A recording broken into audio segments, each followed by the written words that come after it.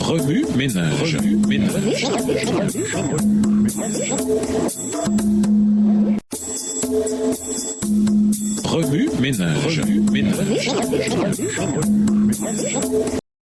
Bienvenue à notre émission Remue ménage. Nous voilà sur de mercredi, invité, le chemin vers la paix. Bouddha enseignait que l'illumination finale, ou nirvana, s'obtenait par l'autonomie et l'effort individuel guidé par le noble chemin octuple. La compréhension juste, l'intention juste, la parole juste, l'action juste, la vie juste, l'effort juste, l'attention juste et la concentration juste. L'idée est de surmonter la souffrance et d'atteindre l'illumination grâce à ces 8 pratiques. Cependant, cette approche peut laisser les individus accablés par l'immense tâche d'atteindre la paix et un but dans la vie, uniquement par leurs propres efforts. En revanche, l'Église de Jésus-Christ offre une approche différente. Jésus a enseigné que nous ne pouvions pas gagner le salut par nos bonnes œuvres. Le salut est plutôt un don de la grâce reçue par la foi en lui, en sa mort et en sa résurrection. Éphésiens 2, les versets 8 à 9 soulignent cette vérité essentielle. Car c'est par la grâce de Dieu que vous avez été sauvés au moyen de la foi. Ce salut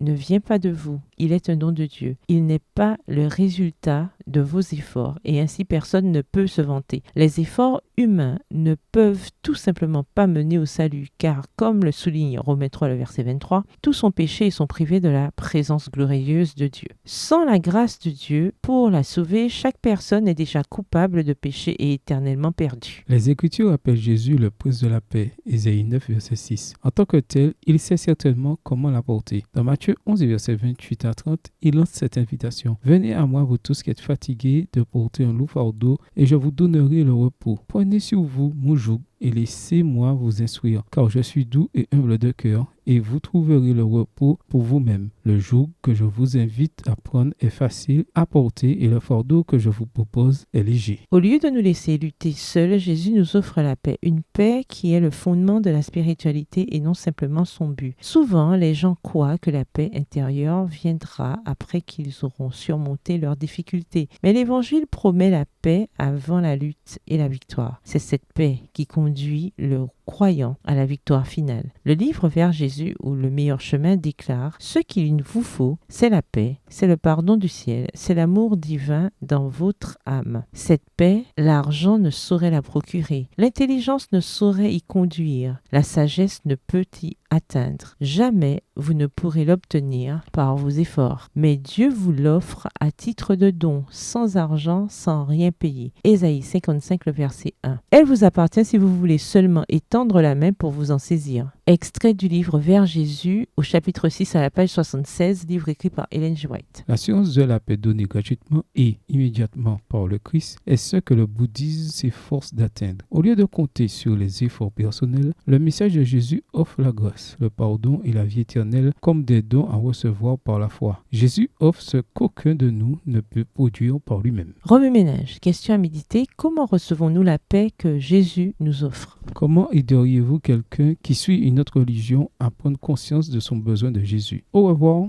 Et à demain si Dieu veut. Remue ménage. Remue ménage.